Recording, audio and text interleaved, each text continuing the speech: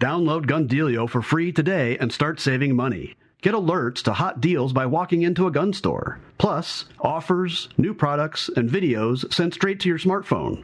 Get your gear for less. GunDealio.com. All right, you better buckle up because it's going to be a heck of a show today. Hey, welcome. I'm Tom Gresham. The show is Gun Talk. Yes, Gun Talk. We talk about guns. It doesn't matter if it's the guns that you own, the guns you're trying to buy, trying to find, because there's such a huge demand for firearms today. Gee, I wonder why that would be. Well, we can talk about that, of course. And yes, gun makers are making guns as fast as they can, running 24/7. They're cranking them out. You're just buying them all up. It's as simple as that. But there may be more to it. We can talk about that as we go along. It's been a weird week. It's been a bizarre kind of week. Man, I was watching some of the NRA bankruptcy trial. You can watch it online. Weird stuff.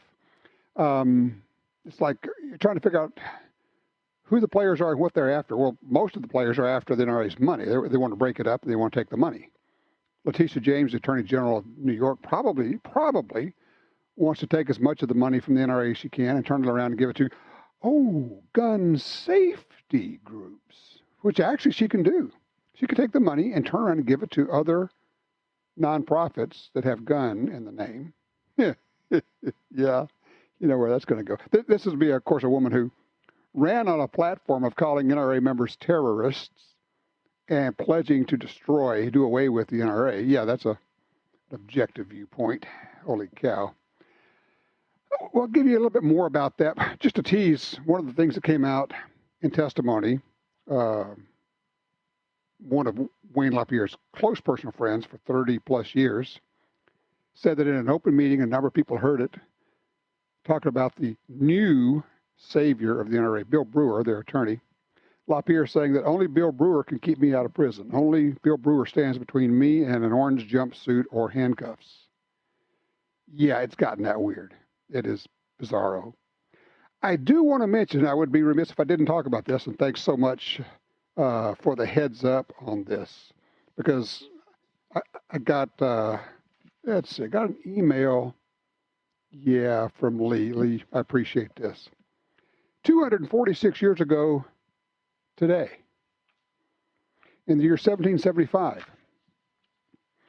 on the evening of April 18th, 1775, General Thomas Gage, acting as the British Crown's military governor in Massachusetts, dispatched a force of 700 British Army regulars with secret orders.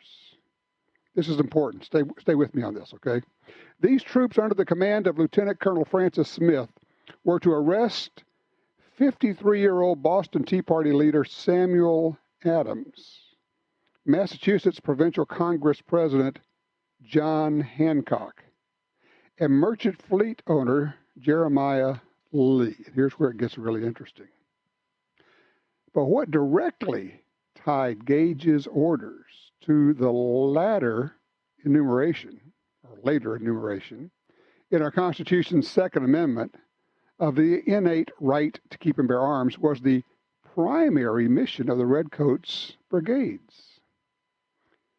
You heard of it. I don't know if you connected all the dots. Their mission was a preemptive raid to confiscate arms and ammunition stored by Massachusetts patriots in the town of Concord. Patriot militia and Minutemen, under the leadership of the radical Sons of Liberty, anticipated the raid, and the confiscation with British regulars at Lexington and Concord proved to be the fuse that ignited the American Revolution. They came to confiscate secretly the guns and ammunition in 1775. The order was given on this date. They actually showed up on the 19th. Had it not been for that, we may not have had the Second Amendment written into our Bill of Rights. Having just been through that, our founding fathers said, we're going to make sure that there's a prohibition on taking away our guns. We will not be dependent upon the central government. We will not be dependent upon armed troops. We will not be dependent upon any kind of police force to protect us. We, the people, will have the guns. we the people will have the means to protect not just ourselves, but our country. And that's how, at least in part, that is how we got our Second Amendment. Amazing. 1775, 246 years ago today.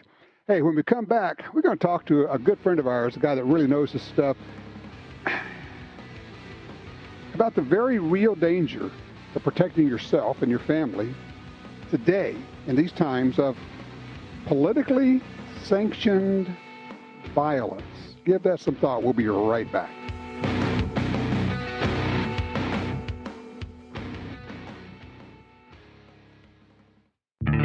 Before computers, before engines and automobiles and roads, before all of this, there was the land, a great ocean of land with mountains black as night, standing guard over all that is and was and forever will be. This is the Black Hills of South Dakota, the place that made the people who make the best ammo on Earth. Visit black-hills.com for more information. Visit guntalk.com/win to enter the Maxed Out giveaway. One grand prize winner receives the new Ruger Max 9 micro-sized striker-fired red dot ready 9mm pistol offering 12+1 capacity, plus a $250 gift certificate to Crossbreed Holsters. 3 first prize winners receive a Crossbreed Holsters gift certificate for $250 to use on holsters, belts, and accessories. Enter now through April 30th at guntalk.com/win. Introducing Kimber's Micro 9 Repeat Black Ice. All the attitude of the original, now in a 9mm subcompact that's like nothing else. Here's just a taste of what you get. A match-grade V-cut trigger, True Glow TFX Pro day-night sights, the Stiplex front strap pattern, slide lightning cuts, and stepped cocking serrations. In other words, the Micro 9 Repeat Black Ice may be subcompact, but it's still big on performance. Find your new everyday carry at kimberamerica.com.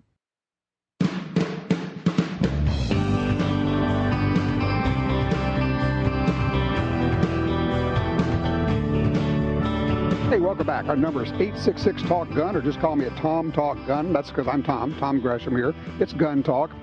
You know, if you want provocative, sometimes this is the place to come, and we got a little bit of that for you right now. The next guest is a friend of mine. We have been running parallel tracks for 40 years. He was early on in the action pistol game, actually wrote for Rolling Stone magazine, if I remember right. One of the early guys on social media about guns, one of the early guys doing TV about guns, one of the early guys, well, basically a trailblazer, and actually a ballistic bon vivant, joined by my friend Michael Bain. Hey, Michael. Tom, it is always good to be with you. We don't get together enough. We don't, but, you know, whenever we do, we sure have a good time. I just wanted to mention something that you were talking about in the earlier segment. Yeah, of Henry Longfellow's, Paul Revere's Ride, which happened 246 years ago tonight. Right. And the very closing of that, which I was forced to memorize in high school, which they don't do anymore, was through all our history to the last, an hour of darkness and peril and need. The people will waken and listen to hear the hurrying hoofbeats of that steed and the midnight message of Paul Revere. Well, brother, it's midnight. Yeah. And that's why I wanted to get you on here. This piece you just wrote, The Very Real Danger of Politically Sanctioned Violence. And it's more than just self-defense and taking care of your family. This was like an all-encompassing piece of where we are today. And sometimes you kind of have to take people and shake them by the shoulders and say, hey, look, pay attention. This is what's going on, man. Well, when I started putting this stuff together, I talked to really some of our friends, people that you and I consider close friends who are really literally the top firearms trainers in the world for law enforcement, civilian, whatever. And when I kind of outlined this to them, almost all of them looked at me and went, oh, my God, Michael, oh, my God. We think you're right. We think that the whole landscape for self-defense in the United States has in the last 2 years shifted. And that's because of the concept, I think, of politically sanctioned violence. What do you mean by that? You and I have, of course, it is violence that is either implicitly or directly encouraged, allowed, and protected by a political group. In the case that we see, the current iteration of the Democratic Party has essentially street soldiers, be they BLM, Antifa, call them what you will. But the fact is that the rules for them are different than the rules for us. And when we run up against each other, the things that we've been, I've taught, you've taught, the things that we have been taught over the years is, okay, aggressor, good guy, right? And we have basically been taught, we don't use this phraseology in civilian self-defense, but it's correct. We're taught rules of engagement. Under these circumstances, you may protect yourself with up to lethal force. That doesn't count if the aggressor is politically sanctioned, meaning he is now protected. He is not going, he or she, not going to necessarily get arrested. If they do, they're out very quickly. A political group is providing funds, is providing support. I mean, all those BLM huge buses, all those big stacks of bricks that showed up someplace in the riot, medical support, endless cash. This is a separate group than what we've seen in the United States. And if we come up against them, every time that's happened so far, the deal is we lose. We lose. Even to make the fine point on this, even if you say, but I did everything I've always been taught. I tried to retreat. I tried to do this. Then I finally, when faced with what appeared to me to be a violent action which threatened grave bodily harm or death, I used my firearm or I did this other thing. I did it all right. They say, yeah, but you don't understand. None of that matters because you did it against people who are politically protected. And that is exactly correct. And that is exactly what we're seeing. I mean, I don't want to, everything doesn't hinge on like the Rittenhouse case, but it's a clear example of having analyzed that video, sitting down with top instructors. That kid was within what we teach. Right. He did those things that we taught him. His life is ruined. He's done. He may get away from the murder charges, but he's bankrupt. Right. One of the things you talk about in here, and this is the long article. By the way, where can people read this article? They can find it on michaelbain.tv. Okay, michaelbain.tv. It's in the blog section. Okay. One of the things you talk about in here is the need to reassess, to refigure, to restructure your thought process, and the things that, frankly, would grate against most of us are things that we have to do or may have to do to get out of these situations. I mean, you point out that, say you're in the middle of one of these things, you somehow, first of all, the old rule, don't go there. If invited to a fight, how about just decline the invitation? But should you find yourself in the middle of one of these things somewhere, and the thing is, they can pop up, you're sitting there at a sidewalk cafe having dinner with your family, and all of a sudden here they are, and they're screaming at you and demanding that you raise a fist and do all this stuff. Even though it grates on you, it may well be that the smart move is just to find a way out, maybe even acquiesce to their stupid demands, because you point out, and it's certainly true, they all have video cameras running, and that actually is the goal, is for them to get video of you acting in such a way that's actionable. It is theater, and you are now in the theater. The people that we're talking about in terms of politically sanctioned violence, they get training. They have their own trainers. And it's one of the dumbest things for us on our side is to assume they don't have training or to assume that their trainers are not very good, because they are. So what you now have is a group of people who understand exactly how far they can go, exactly how far they can push you. An example, my friend Ed Monk, a retired lieutenant colonel, he teaches at Last Resort Firearms Training. He's a brilliant trainer. He said, what if in this outdoor cafe somebody spits in your child's face? What's your response? Normally you just punch it. You what? I mean, doesn't the hackle stand up in the back of your head when you hear that? You just think that. However, that's not good enough. If you escalate from that point, you're it. They're going to push you even farther. You're going to escalate up. That escalation ladder is going to go up because you're dealing with people who are professional provocateurs. And they also, now think about this. you can commit an act of violence knowing that nothing is going to happen to you, nothing. You can set the Portland Ice facility on fire when there's people in it. Which they did this past week. Set fire to a building, which is a felony actionable by lethal force on the spot. And what was the result? The result was like, oh, yeah, a couple of people arrested. They were let out with no cash bail. Right. Imagine you and I being involved in what is clearly a homicidal act. You think we get out with no cash bail? No, we're hell. I mean, look at the people in the June 6th or January 6th, quote-unquote, riot, insurrection, fill in the blank. There are people still in jail that haven't been charged because they can't find anything to charge them with. It's an un-American thing, as you can see. Still holding them with no charges. Normally, you said that's just, no, people don't do that in America. No, but unfortunately, and honestly, Tom, it makes me sick. But I mean, when I was writing this stuff, saying, okay, there are things you're going to have to walk away from. That when you took the training at Gunsight, or you took the training, fill in the blank with Greg Elefritz or with Ed Monk or with Tom Givens, you learned that these actions taken against you, you could respond. However, you can't anymore. You may have to extricate yourself. And I don't like it. Yeah, we hate it. It goes against the grain, but, at this point, it's called self-preservation. And because it's not, in this case, that they're going to take your life, it's that they're going to take everything else you have. Absolutely true. I mean, and I think that a lot of times we forget that your job, the income with which you support your family, your home that you paid on for 20, 30 years, all of those things are on the line here because they can be attacked easily.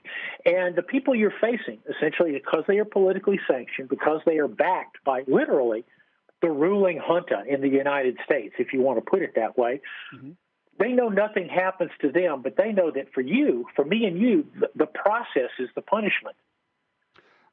We lose everything. The process is the punishment because they have district attorneys who love the idea of destroying your life. I mean, and that is, they have the ability to do that. I mean, literally destroying your life, losing your job, losing your home, losing your income, taking your money, maybe putting you in jail for months and months at a time without even charging you with a crime. You think, well, that's not possible.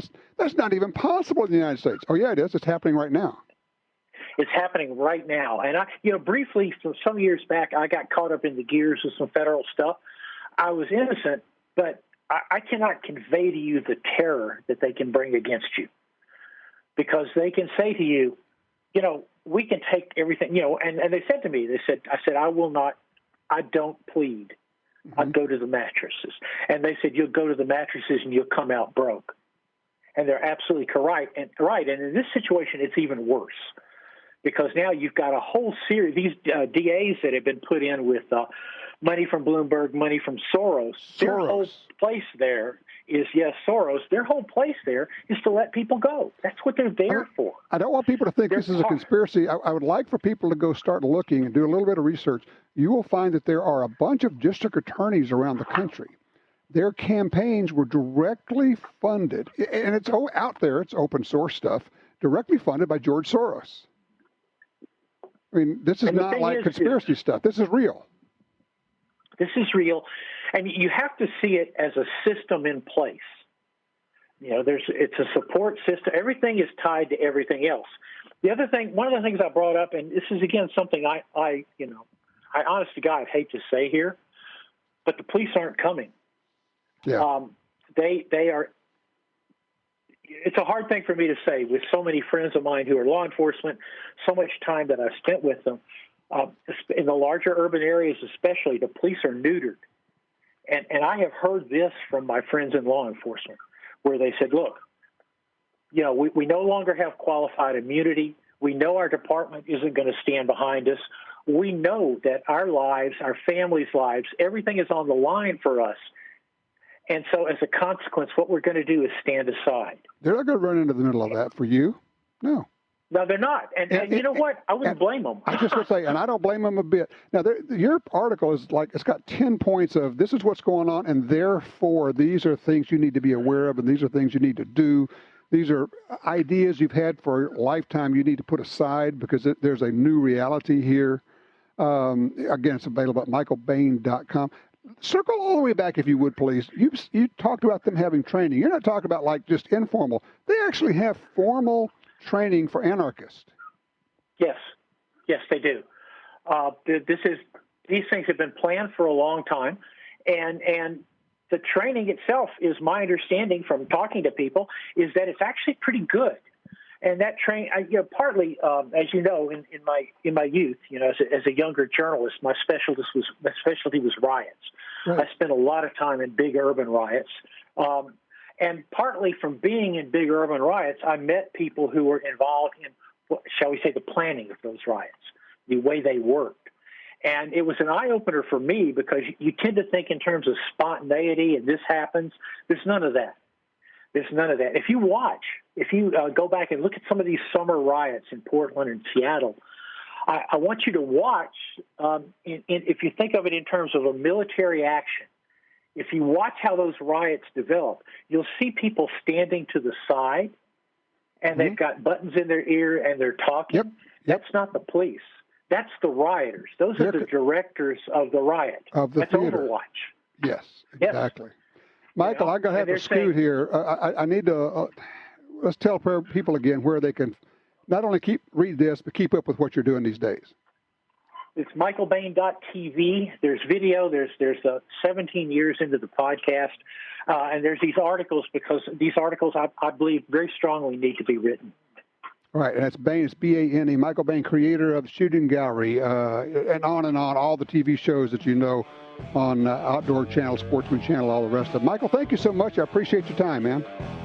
As always, man, great. All right, you take care. All right, newsflash when we come back. There is a news breaking right now out of Austin, Texas. We'll give you that detail.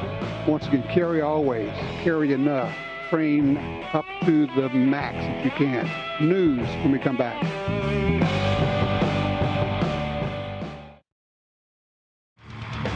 We got breaking news coming out of Austin, Texas. And as always happens when these things first happen, you don't really know exactly what's going on. But we do have a report of a shooter, 3 people killed. Don't know if it's going to be more than that. Don't know if it's an active shooter, if it's a domestic thing. I don't know if it's at an apartment complex. We just don't have the information right now. But just a heads up, you'll be hearing more about this throughout the day. It brings to mind, well, first of all, a lot of these, I believe, are copycat actions.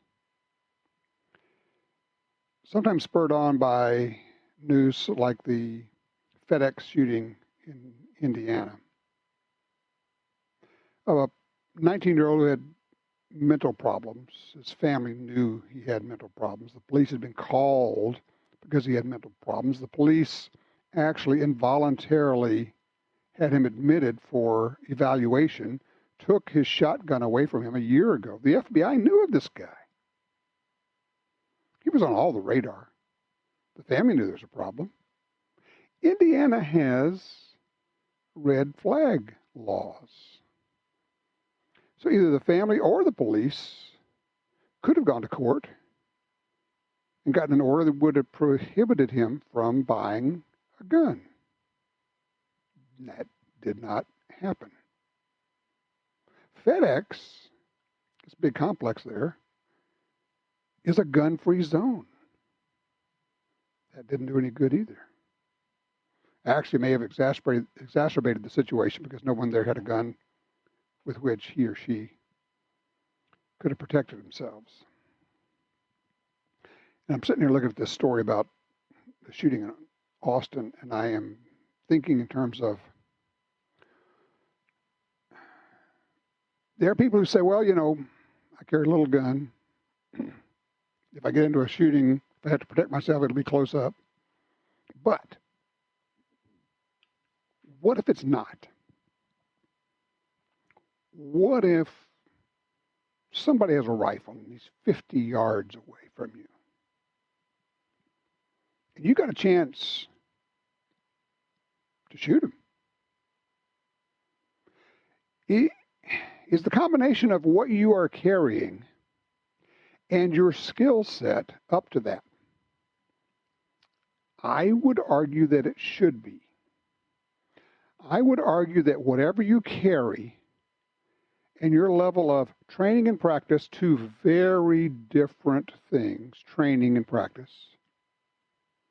those things should add up to your confidence of being able to shoot and hit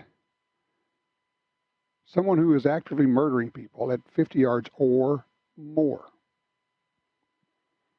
Does that leave out 38 revolvers? Yeah, probably.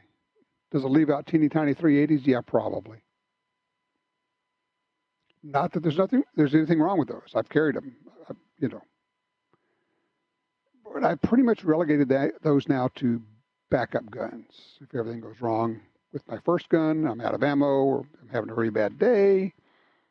Because if you run out of ammo with your primary gun, in my case, it'd be my primary gun and the backup magazine, then we're definitely having a bad day.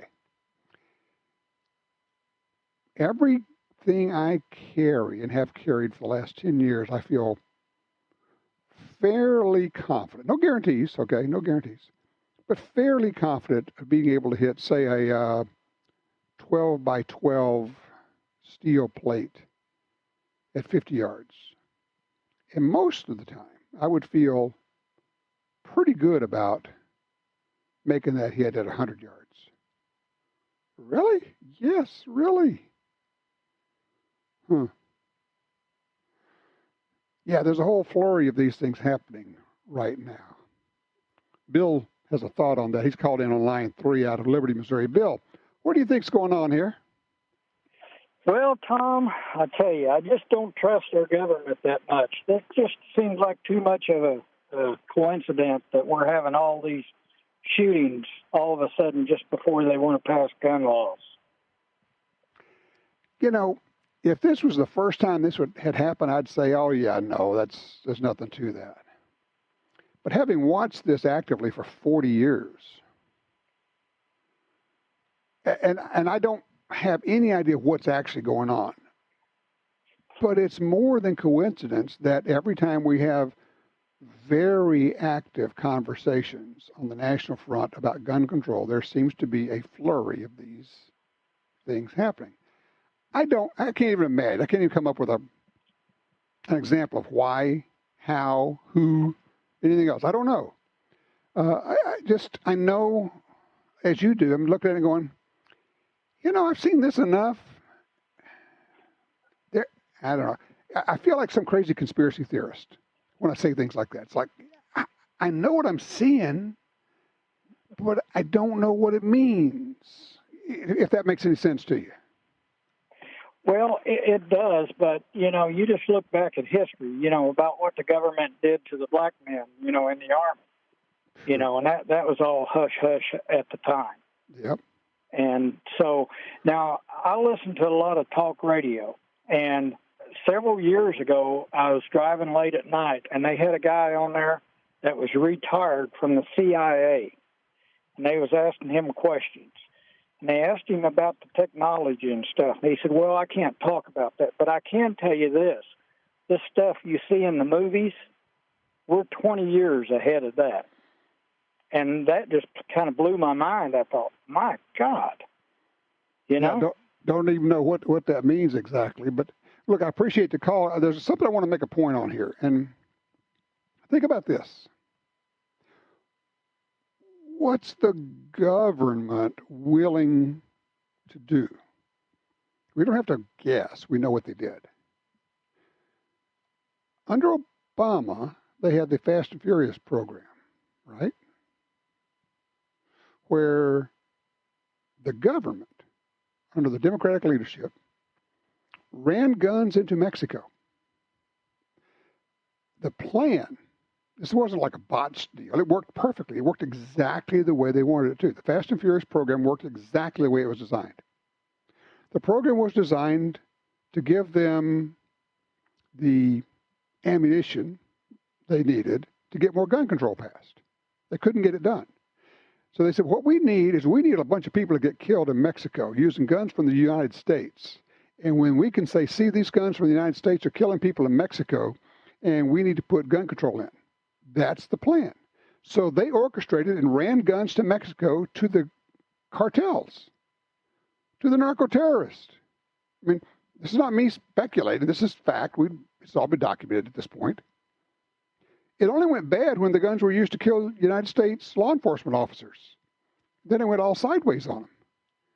But they were willing to get people killed to advance their gun control agenda. Not speculation, not wondering what's going on. This is history, recent history.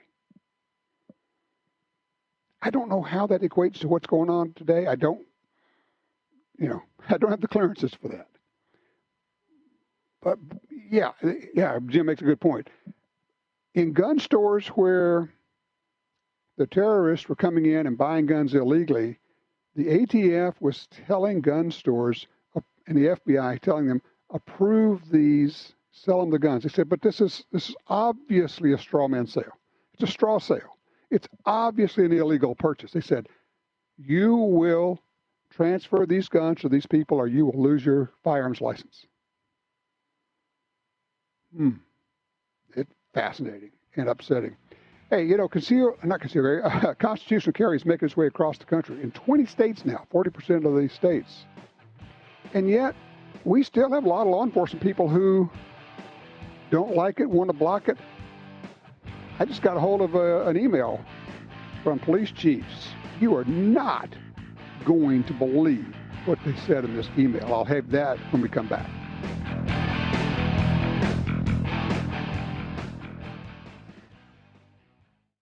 More than a century of engineering and innovation paved the way for Walther's latest defensive handgun, the Performance Duty Pistol.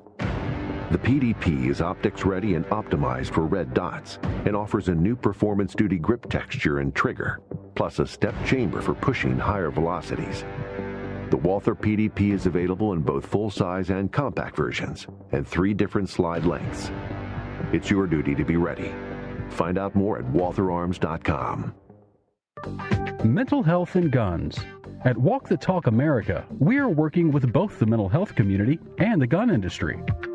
Created by a gun industry veteran, Walk the Talk America seeks to raise awareness and create change through suicide prevention and firearm safety without legislation. We strive to eliminate the prejudice that firearms and mental health face. For more information and to support Walk the Talk America, please visit walkthetalkamerica.org. ATN offers Smart HD, Ultra HD, thermal and night vision rifle scopes, binoculars, monoculars, rangefinders, and more for hunters, outdoor enthusiasts, military, and law enforcement. With features like Bluetooth Wi-Fi, extended battery life, Ultra HD sensor resolution, and full HD video recording. Cutting-edge technology meets quality parts in every ATN product. The future of optics is already here. Find your next optic at atncorp.com. All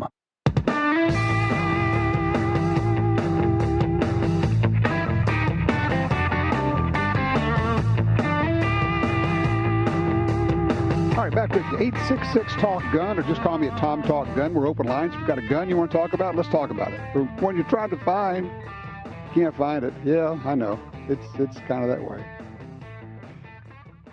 Not sure. We've never figured out why, but 10 millimeter popularity goes up and down. It waxes, it wanes.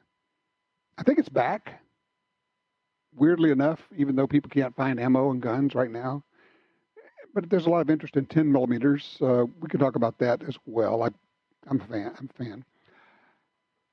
As you go across the country right now, the idea of not having to get a permit to carry a gun concealed is growing and growing and growing, sweeping the country. 20 states now have some form of what is commonly called constitutional carry, that is permitless carry, where you do not have to get a permit. Only one of the states now is that only for residents of that state. So the others you can go to from any state. And this very much reminds me of 25 years ago when states were passing concealed carry laws. And we got the same thing. State after state after state. What if? Yeah, but what if this and what if that? And how's this going to work? And it's like you're going, wait. When you already have it in a whole bunch of states, and there's no problem with it, why do we keep saying what if? We already know what is. We have a track record. One of the states that has constitutional carry has had it for more than 200 years. Oh, yeah. So that's a long track record with no issues. Well, Louisiana is taking it up. There actually are 3 bills in the Louisiana legislature I'm watching. I'm okay with any of them. You know, some of them have some restrictions that I would like to not have, but honestly, what you do is you get the best you can get, and then you go back and fix it later. Do not let the enemy of good become the attempt at perfect. Trying to go for perfect or everything usually costs you everything. You don't get anything. But the Louisiana Association of Chiefs of Police is going to oppose constitutional carry. Now, the Sheriff's Association has taken no position on it. But in an email sent out yesterday, one of the lines in here is pretty interesting for the Louisiana Association of Chiefs of Police. Quote, I don't think they, that be those of us who are in favor of constitutional carry, I don't think they have taken into consideration the more populated areas and the number of youth 21 years or older that would be allowed to carry. Wow. As somebody said, the use of the term populated area, that's a dog whistle if I ever heard one. But the idea that people who are 21 years or older are youth, because this bill would limit you, you'd have to be 21 to carry. Considering people in their 20s to be youth, I mean, you could be in the military, you could go to the police academy. And then the final line is, if this passes, it opens the floodgates. To what? More freedom? What? It opens the floodgates so that maybe you don't have quite as much control over people you don't like or people you don't like the looks of. What are the problems with having to get a concealed carry permit? This is real world, okay? This is the reality of the situation. In my state, in Louisiana, it's going to run you about $250 to get your permit. It's going to be $125 for your permit. It's going to be another $100 for your class plus some extra stuff. Call it $250. For a lot of people, that's a lot of money. That's especially true for economically disadvantaged people who unfortunately often live in areas of high crime, which means they are actually more in need of personal protection. So the people who need it the most can afford it the least. That's the essence of having to get a concealed carry permit. Putting aside the whole constitutional thing, or should you have to ask the government, may I please exercise my rights, mother, may I? Constitutional carry, permitless carry, is an idea whose time has come. Right now, depending on where you are, you can walk from northern border to southern border and from western border to eastern border and not have to have a permit to carry a gun concealed. You've got to choose your states carefully, but you can do it. More and more, it's happening. But the idea of saying that youths maybe 21 years or older, oh my gosh.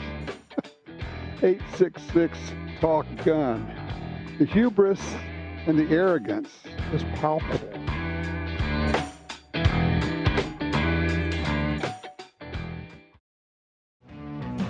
I'm just piggybacking on our guest, Michael Bain, his comments about politically sanctioned violence. Basically, the need for us to refigure our norms, our rules of engagement, when we can and when we shouldn't protect ourselves with firearms with these new politically sanctioned violence groups.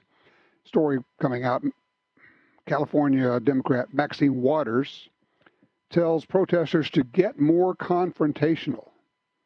Let them know that we mean business. Get out on the street. Be more confrontational. Inciting to riot, actually. That's the reality. A few thoughts here. And I get to hang around with people that think smart stuff. Okay. In fact, we're going to have our next guest, as we come back on the backside of this, the guy who's been there, done that, as a true warfighter, and also thinks about scenarios and writes about them in ways that are compelling. But when I talk to these people, one of the things that comes out of this, people like Steve Tarani, says, look, in this day and age, you have to avoid, you have to evade, you have to basically do everything you can to not be in the middle of this. Going to the scene of one of these political engagements, these riots, is foolish. What do you think is going to come of it? And you are at a disadvantage if you are there. So step one is to avoid it. Don't go there. Step two is, if you get caught in the middle of it, evade it. Get out of it. Try to find a way. Recognize what's going on early on.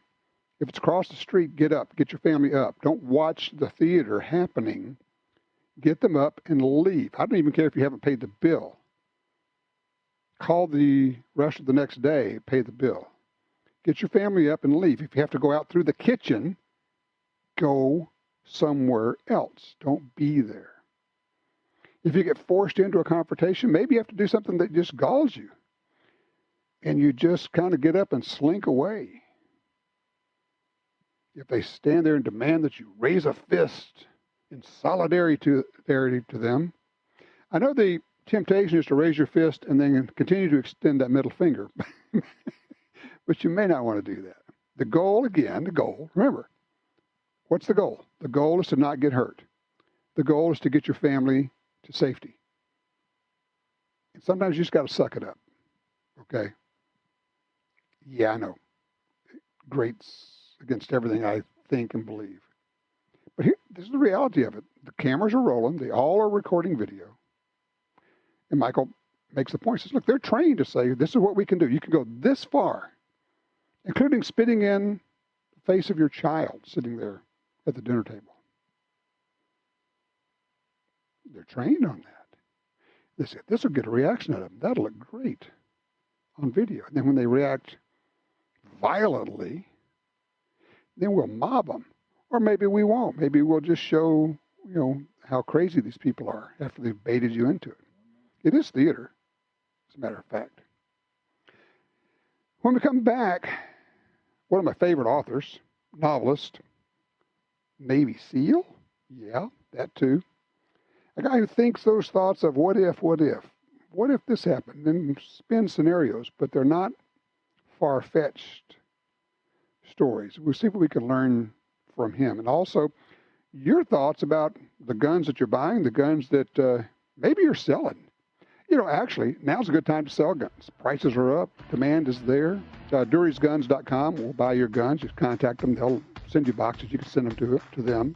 Nice people. I like them. They're Dury'sGuns.com. Are you selling any guns? Oh, if you're selling a pistol caliber 44 or 45 lever action, I want to talk to you. Yes. I'm looking for one. 866-TALK-GUN. I'm Tom Gresham. We'll be right back with more Gun Talk.